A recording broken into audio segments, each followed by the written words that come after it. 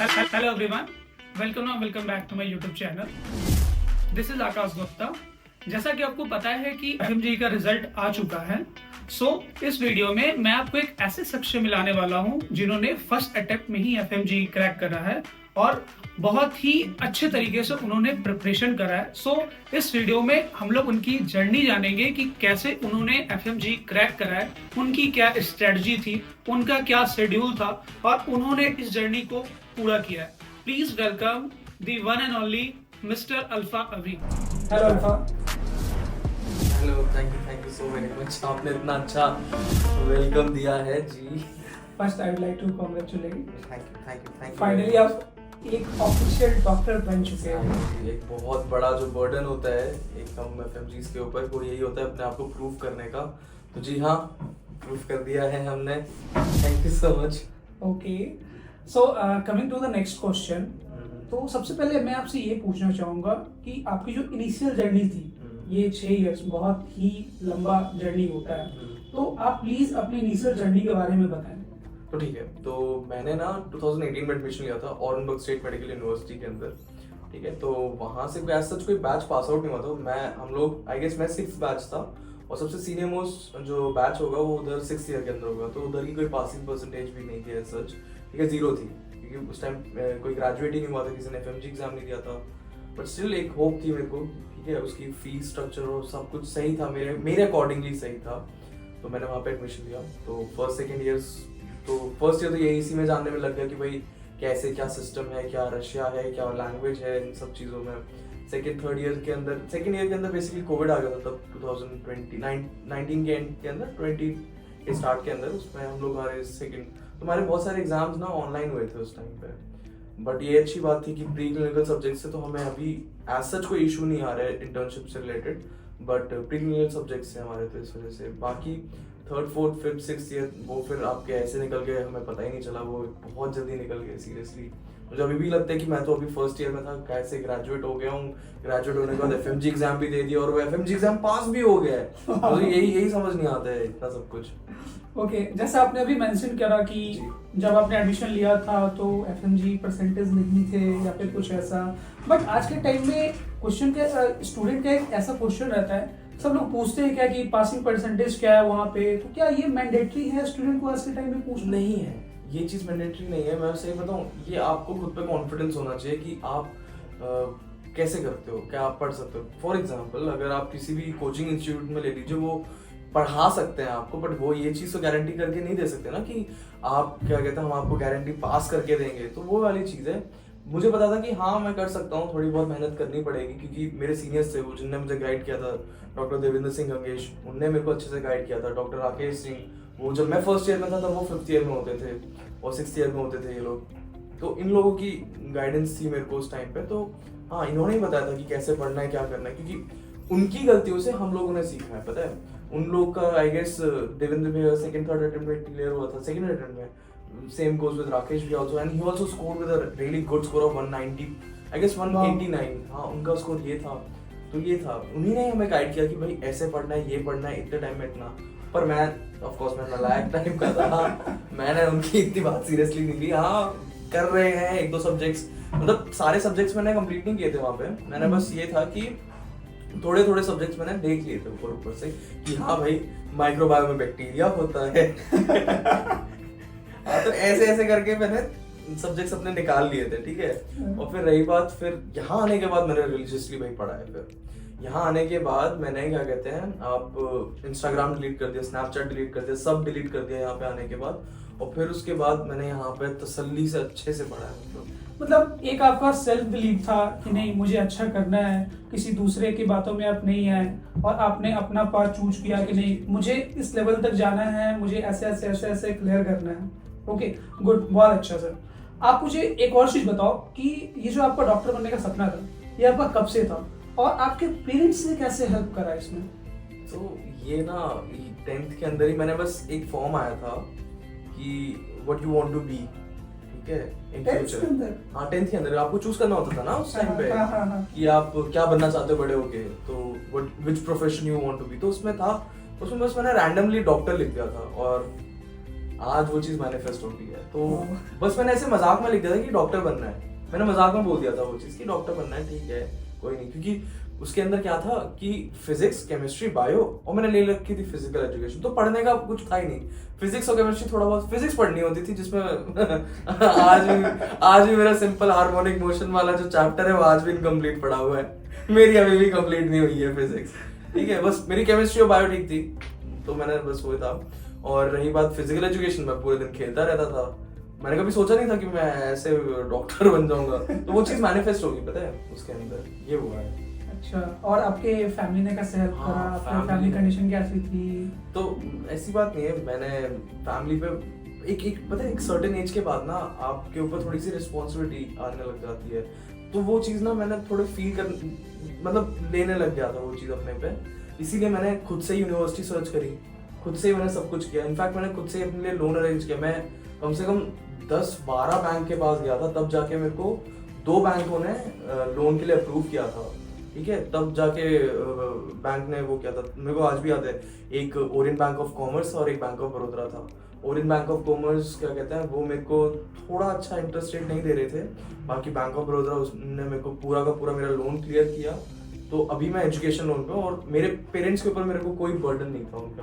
In fact वो खुद फिर जब उनने खुद देखा कि भाई ये अपने आप ही सारी चीज़ें कर रहा है, ये अपने आप ही वीज़ा ऑफिस भी जा रहा है, मतलब बात कर रहा है, सारे एडमिशन्स के प्रोसेस देख रहा है, और बैंक में भी जाके बात करे, तो उनको भी कॉन्फिडेंस आने लगे कि हाँ अब ये बंदा सीरियस हो गया लाइफ को लेके, अब इसकी हेल्प करनी चाहिए। मतलब एक पेरेंट्स का भी आप पे बिलीव था कि नहीं, हाँ, मेरा तो बच्चा है, वो बिलीव अच्छा मैंने मेरे पेरेंट्स को दिलाया ऐसे। ये भी होता है कि हाँ, स्टूडेंट के ऊपर रिस्पॉन्सिबिलिटी होती है कि अगर आप कोई डिसीजन ले रहे हो Exactly, तो आपके पेरेंट्स को आपके डिसीजन पे कितना भरोसा है, हाँ, वो आपने एग्जैक्टली यहाँ कर दिखाया। बिल्कुल बिल्कुल।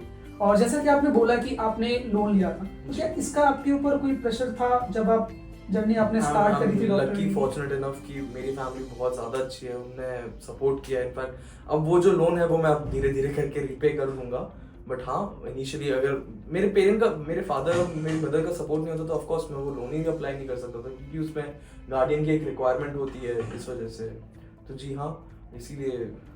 ओके, ये जो आपने लोन के बारे में बात बोला, एक क्वेश्चन जनरली रहता है स्टूडेंट्स का जो लोन लेकर पढ़ना चाहते हो, तो आप मुझे थोड़ा सा ये बताओ कि जब आपने लोन के लिए अप्लाई करा था तो उसमें आपको क्या डिफिकल्टीज फेस करनी पड़ी थी, या फिर आसानी से हो गया था आपका? डिफिकल्टी तो यही थी कि एक बैंक में, मतलब एसबीआई में गया, रशिया नहीं जाओ यहाँ से, अब वहां में रुक जाता तो फिर वो थी। मैं कम से कम 10-11 बैंक के पास गया हूँ, और उन मैक्सिमम बैंक्स ने मेरे को रिजेक्ट ही किया था कि हम भाई रशिया के अंदर तो हम देते नहीं है।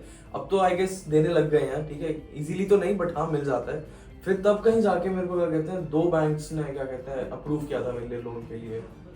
ओके, सो फाइनली आपको लोन मिल गया। और हाँ, तो आज के टाइम में तो उतना ज्यादा प्रॉब्लम नहीं होता है लोन लेने के लिए, तो इस चीज के लिए तो बच्चे को ज्यादा टेंशन लेने की जरूरत है नहीं। हाँ। ओके, सो अब आते हैं हम लोग का जो मेन पार्ट है, एफएमजी का पार्ट, ठीक है। जी जी जी। तो मैं ये आपसे थोड़ा डिटेल में जानना चाहूंगा कि जब आप रशिया से आए तो आपकी क्या प्लानिंग थी, आपका शेड्यूल क्या था, आपका रूटीन क्या था, आप कितने घंटे पढ़ते थे, कहाँ से आपने ये कोर्स करा, या फिर कहाँ से आपने ये सारा चीज कंप्लीट किया, कहीं से आपको कुछ ना कुछ गाइडेंस तो मिला होगा? जी जी जी। तो मैं क्या कहते हैं जब मैं ग्रेजुएट होके आया हूँ जुलाई 24 के अंदर, और क्या कहते हैं मैं रॉ था, मैंने इतना ज़्यादा सीरियसली पढ़ा तो नहीं था, ठीक है। बस बेसिक जो आप एग्जाम्स में रिक्वायरमेंट होती है, हमारे थेरेपी वगैरह उन सब के एग्जाम्स के लिए जो रिक्वायरमेंट होती है उतना ही मैं पढ़ता था, ज़्यादा नहीं पढ़ा था मैंने। तो ये चीज़ थी, और मैं यहाँ पे आया हूँ, मैंने फिर मिस्ट ऑनलाइन कोर्स होता है वो ज्वाइन किया है। इनफैक्ट थोड़ा मेरे सीनियर्स ने मेरे को बोल के रखा था कि घर पे मत रहो, कुछ उन्होंने एडवाइसेस दिए थे, तो वही मैंने फॉलो करी। मैंने फिर अपने अकॉर्डिंगली करा, क्योंकि ऑनलाइन थोड़ा प्रेफरेबल होता है।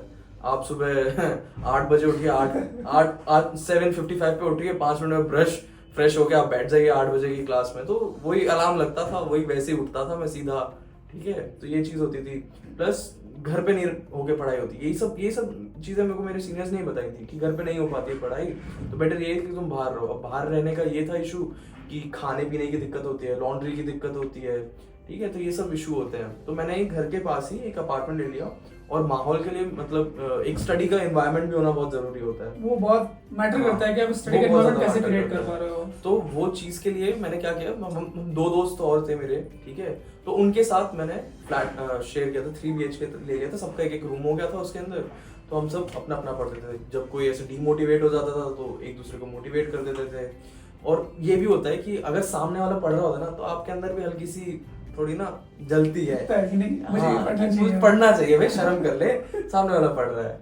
और दूसरे अगर सामने वाले के मार्क्स ज्यादा तो भाई ऐसे कैसे आ गए। भले ही एफएमजी कॉम्पिटिटिव एग्जाम नहीं है, 150 का मतलब ये है कि तुम पास हो, that's it, you are pass, done.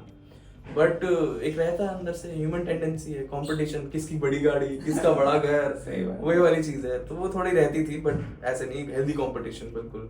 तो ये वाली चीज थी, तो इस चीज ने बहुत ज्यादा हेल्प करी है। मेरे पेरेंट्स ने बहुत ज्यादा हेल्प करी है। मेरी बहन ने, वो रोज सुबह आती थी, खाना देती थी, दिन में आ रही। मैंने 6 महीने से मैं चला नहीं हूँ। बेड से टेबल, टेबल से बेड, बीच में वॉशरूम ब्रेक्स, बस। दिस शोज योर डेडिकेशन कि आप कितने डेडिकेशन के साथ आपने इस चीज पर काम करा, क्योंकि आपका भी एक अंदर से ये मन होगा क्या कि नहीं मुझे फर्स्ट अटेम्प्ट में क्रैक करना है। जो दूसरे का जो मिथ्स होता है क्या कि जो बाहर से आ रहे हैं, एमबीबीएस कर रहे हैं फिर रशिया से या फिर किसी और भी कंट्री से, कि क्या मैं फर्स्ट अटेम्प्ट में कर पाऊंगा या नहीं। तो आज आपने उन स्टूडेंट्स के लिए जिनके मन में ये कंफ्यूजन होता है कि क्या मैं फर्स्ट अटेम्प्ट में कर पाऊंगा या नहीं, उनको आपने गलत साबित करा और उनको ये कर दिखाया कि नहीं, you can also do it. Exactly, but I can feel like अब थोड़ा पैटर्न चेंज हो रहा है। अब जो लोग भी देख रहे हैं ये वीडियो, क्योंकि आई थिंक सो अगर आप एडमिशन लोगे तो आप फर्स्ट ईयर से ज्वाइन करोगे, एंड फर्स्ट ईयर्स के लिए नेक्स्ट एग्जाम आने वाला है। तो बेटर यही रहेगा आप लोगों के लिए कि आप सेकेंड थर्ड ईयर से स्टार्ट करिए पढ़ना। फर्स्ट 2 ईयर्स थोड़ा ना एक रिटेंशन कर्व होता है। अगर आप अभी कोई चीज पढ़ते हो और आप 6 साल के बाद वो वाली चीज लेके याद नहीं रहती है, ठीक है ना, तो उसके लिए आपको वो करना पड़ता है। तो second year is optimal time, third year से इज ऑप्टिमल टाइम। आप थर्ड ईयर से अपना पढ़ाई शुरू करिए, ठीक है, क्योंकि अब ना इंटीग्रेटेड सब्जेक्ट्स बहुत ज्यादा आ रहे हैं। मेरे बहुत ज्यादा मार्क्स कट हुए हैं इस चक्कर में, क्योंकि क्या कहते हैं, बहुत सारे जो मेडिसिन के क्वेश्चन थे, बहुत सारे क्या कहते हैं इंटीग्रेटेड क्वेश्चन आए थे बहुत ज्यादा। अब वो थे वन लाइनर क्वेश्चन थे, बट क्या कहते हैं इंटीग्रेटेड क्वेश्चन बहुत ज्यादा थे। मतलब 100 क्वेश्चन तो थे मेरे ख्याल से ऐसे, जो भाई साहब दिमाग घुमा दिया था उन्होंने मेरा एग्जाम में। मैं बाल ये क्या हो गए। ओके, अच्छी बात है जो आपने डेडिकेशन के साथ करा और आपको ये रिजल्ट मिला। अब मैं आता थोड़ा आपके मार्क्स पे, तो मैं आपके मार्क्स पूछना चाहूंगा कि एक चीज आप मुझे बताओ। अगर मैं इस जो 12 जन को जो एग्जाम हुआ था, अप्रोक्सीमेट 45,000 लोगों ने रजिस्टर करा था approximate, but if I talk about the passing rate only 28%। Why? और you are the lucky one. Why वाली बात तो ये है कि अभी भी बहुत सीनियर्स हैं जिनका अभी तक क्लियर हुआ नहीं है। डिफिकल्ट एग्जाम, इजी नहीं रहा, यही एक मेरे ख्याल से मेन रीजन है। क्योंकि अगर एफएमजी इजी होता तो भाई हर कोई पास कर रहा होता। एफएमजी इजी नहीं है, ठीक है। मेरा स्कोर था 154, आई जस्ट गॉट पास, मतलब 150 एक थ्रेशोल्ड होती है। एफएमजी एग्जाम की यही अच्छी बात है कि इट्स अ पास और फेल एग्जाम। अगर आप 150 ला रहे हो, दैट मीन्स वर्ल्ड। अगर 149 है, योर वर्ल्ड इज डिस्ट्रॉयड। ये वाली चीज हो जाती है। एफएमजी एग्जाम है डिफिकल्ट, बट अब तो नेक्स्ट आ जाएगा, ठीक है। अब तो नेक्स्ट आएगा, चाहे आप इंडिया से एमबीबीएस करिए, चाहे बाहर से एमबीबीएस करिए, देना तो एक ही एग्जाम है। तो वो उस चीज के लिए भी आपको फिर मेहनत करनी पड़ेगी। ओके, सो आप मुझे ये बताओ कि आने वाले जो स्टूडेंट है जो अगले बार या फिर नेक्स्ट ईयर जाना चाहते हैं, एडमिशन लेना चाहते हैं अब्रॉड में एमबीबीएस करने के लिए, तो उन्हें आप कोई मैसेज देना चाहोगे? जी, मैं बस आपको बेस्ट ऑफ लक बोलना चाहूंगा, ठीक है ना। आप कर सकते हो, ठीक है। अगर आप नीट क्वालिफाई कर रहे हो, अगर आप क्या कहते हैं अपने अंदर आपको बिलीव है। मैंने कभी नेक्स्ट एफएमजी एग्जाम दिया नहीं था, मुझे नहीं पता था। 2-3 चीजें हैं जो आपको दिमाग में रखनी चाहिए। एक अच्छे सीनियर्स, एक अच्छी आपकी क्या कहते हैं कंपनी, ये 2-3 चीजें होंगी ना, आप सक्सेस करोगे। आई वॉज सो ग्रेटफुल कि मेरे इतने अच्छे सीनियर्स हैं जिन्होंने मुझे गाइड किया। मैं इतना ज्यादा ग्रेटफुल हूँ इस चीज के लिए कि मेरे कलीग्स जो हैं, जो मेरे दोस्त हैं, जो मेरा ग्रुप है, वो सब इतने पॉजिटिव है। मेरे ग्रुप में से आई गेस ऑलमोस्ट सबका हो गया है, आई गेस 2-3 लोग का नहीं हुआ, जो कि वो नेक्स्ट अटेम्प्ट में निकाल लेंगे। एंड सबसे दिक्कत वाली बात ये है कि वो 200 प्लस लेके आएंगे। हाँ, तो वही तो है, क्योंकि उनके जो रहे हैं वो 1-2 मार्क्स से रहे हैं। वो किस्मत ही होती है वो लास्ट के अंदर, कि आपने एक गलत दबा दिया, एक वो कर दिया, तो वाली चीज है। तो यही है ये चीज। बस एक क्वेश्चन और आता है स्टूडेंट का कि क्या कुछ लिमिट भी होता है, या फिर नेक्स्ट अगर देंगे या फिर एफएमजी आपने दिया तो कुछ लिमिट भी होता है कि नहीं इतने अटेम्प्ट ही दे सकते हो, ऐसा कुछ? नहीं, एफएमजी की कोई लिमिट नहीं है। तभी क्या कहते हैं बहुत मतलब लोग देते हैं इस एग्जाम को। एफएमजी की कोई एज सच लिमिट नहीं है। हम लोग आई गेस मैं वो वाला बैच हूँ जहाँ से नीट का एग्जाम कंपल्सरी कर दिया था। तो नीट क्वालिफाई करके ही जाना चाहिए था। AIPMT आई थिंक AIPMT और PMT होता था, और उससे पहले भी क्वालिफाई करके जाना नहीं होता था, ठीक है ना। तो ये वाली चीज है। और रही बात हमारे बैच की, तो हमारा बैच सबके नीट क्वालिफाई होके आए थे, ठीक है ना। तो ऐसे नहीं, तो जितने भी थे वो सब पढ़ने वाले थे बच्चे। बस यही है कि okay. So now you are FMG graduate, कैसा फील कर रहे हो ये बताओ? बहुत अच्छा फील कर रहा हूँ। मतलब एक जो फीलिंग होती है ना कि आपने अपने क्या कहते हैं पापा से, मैं जब बताया मैंने पापा ऐसे ऐसे मेरा एग्जाम क्लियर हो गया है, वो फील थोड़ा सा प्राइसलेस हो गया होगा, Priceless. इमोशनल। Exactly. पापा ये सोचेंगे फाइनली मेरा बेटा डॉक्टर बन गया है, मम्मी ये सोचेंगे मेरा बेटा डॉक्टर बन गया है। तो एक जो खुशी होती है वो फैमिली में वो दिखा होगा। अच्छा, बहुत ज्यादा वो, क्योंकि वाह। मेरे से ज्यादा उनके सैक्रिफाइसेस रहे हैं, उन्होंने कितनी मेहनत करी है उसके पीछे। ये जो आज यहाँ बैठा हूँ वो उन्हीं की वजह से ही है, क्योंकि उन्हीं ने इस पेज दिखाया, उन्हीं ने सब कुछ, तो उनकी मेहनत रंग लाई। Thanks to them. जी। ओके, आप मुझे ये बताओ आपकी नेक्स्ट प्लानिंग क्या है, आगे आप क्या करने वाले हो? देखो अभी तो मैं सांस लूंगा, ठीक है। 6 महीने से मैंने ली नहीं है, तो अभी मैं सांस लूंगा, ठीक है। इंटर्नशिप है 1 साल की, तो वो कंप्लीट की जाएगी अभी। एंड ये अच्छी बात है कि मैं टच तो नहीं छोड़ना चाहता हूँ पढ़ाई से रिलेटेड। एंड अभी तो यही है हाल फिलहाल, तो अभी ऐसा कुछ मेरा प्लान मैंने ऐसा किया नहीं है। ओके, सो ये थी आपकी FMG की जर्नी। बट 2-3 क्वेश्चन मैं और आपसे पूछना चाहूंगा। जब आप रशिया में थे तब, तो जी। वहाँ जो आपकी 6 साल की जर्नी थी, तो आप कुछ बताओगे? कोई आपके साथ ऐसा इंसिडेंट हुआ होगा, या फिर उस टाइम आप डीमोटिवेट हो गए हो कि नहीं, कुछ ऐसा प्रॉब्लम आपके साथ आया हो जो स्टूडेंट के साथ आता है, लेकिन आप उन्हें अपने एक्सपीरियंस से बता सको कि कैसे उन्हें उस चीज़ को टैकल करना है? हाँ, तो आई गेस 5th ईयर की बात है, और मेरा ना एक एग्जाम में मेरी बैक आ गई थी, थेरेपी मतलब मेडिसिन का एग्जाम होता है। मेरी किस्मत ही खराब थी, जो क्वेश्चन ही आया था वो नहीं पढ़ा था, वो वाली चीज़ थी। तो वो एक सेटबैक था, उसने मेरे को बहुत तोड़ा था। क्यों? क्योंकि वो एग्जाम दिया है मैंने, और फिर छुट्टी पड़ गई 2 महीने की। तो उन 2 महीने के अंदर ना मैंने लाइक मतलब गिव अप सा ऐसा हो गया था कि भाई क्या कर रहा हूँ, सही कर रहा हूँ कि नहीं कर रहा हूँ। फिर मैंने पर उसके लिए मेहनत तैयारी करी, और क्या कहते हैं, फिर उसको मैंने टीचर को इतना सुना गया, उसने मेरे पूरे नंबर दिए, लिटरली इतना सुना के आया। 10-5 मिनट में मेरा पेपर हो गया था, उसने दिया और वो खत्म, बस जाओ। ये था। ऐसे बहुत सारे इंसिडेंट्स भी आते हैं, पता है। FMG कहना बहुत आसान है कि भाई इजी पाथ ले लिया, नहीं भाई, नहीं बस बहुत ज्यादा डिफिकल्ट है। आप घर से दूर रह रहे हो ना, आपके पास फैमिली है। मैं आज से पहले कभी घर से दूर रहा ही नहीं, पता है। मैं हमेशा क्या कहते हैं, मतलब 12th तक मेरी जितनी भी थी एजुकेशन वो सब दिल्ली के अंदर ही। I was born and brought up in Delhi. जितनी भी एजुकेशन और वो जो भी है सब दिल्ली के अंदर ही हुआ है। मैं कभी गया नहीं बात। मैं पहली बार जा रहा था रशिया, मैं प्लेन में तक नहीं बैठा था इससे पहले। और घर वालों ने सीधा वो अब्रॉड जाओ बेटे। मेरे घर वाले क्या कहते हैं, मेरे को आसपास भी अकेले जाने नहीं देते थे। ये घर छोड़ के जाना ही बहुत बड़ा सेक्रीफाइस होता है, बहुत बड़ी चीज भाई। वहाँ पे चलो अच्छा, फर्स्ट ईयर के अंदर मैंने मेस वेस ले रखी थी, ठीक है, अच्छी थी मेस, ठीक है। बट सेकेंड ईयर से मैं खाना बनाने खुद, तो वो एक स्ट्रगल था कि भाई खुद खाना, घर पे मैंने बर्तन नहीं धोता था। मेरे को वहाँ पे अब आप क्या ऑर्डर करना चाहेंगे, मैं सब बना दूंगा इस टाइम पे। हाँ, इंडियन चाइनीज जो बोलोगे वो बना दूंगा। रोटियां बना लेता भाई, गोल गोल वो भी। तो हाँ, वो भी चीज थी। तो अपने आप को सर्वाइव करने के लिए खुद खाना बनाना, क्योंकि बाहर महंगा पड़ता था खाना, टाइम सारा कुछ सिखा देता है। हाँ, वही तो, वैसे इजी नहीं था। तो गाइस, एक लाइन कही जाती है, कुछ पाने के लिए कुछ खोना पड़ता है, मेहनत करना पड़ता है, ठीक है। तो आज हम लोगों ने ये जाना कि अल्फा के लाइफ में उन्होंने कितना स्ट्रगल करा, कैसे क्या इन्होंने मेहनत करा, अपने फैमिली से दूर रहे, सारा चीज उन्होंने, मतलब जो कंफर्ट जोन था उसने ये चीज छोड़ा, और उसी का रिजल्ट आज यहाँ इनको दिख रहा है। जो इन्होंने एज अ डॉक्टर, आज ये न्यूली डॉक्टर आज ये उभर कर आए हैं हमारे इंडिया में।